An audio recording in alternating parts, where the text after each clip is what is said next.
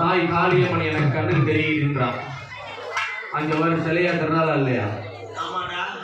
அவங்க உடனே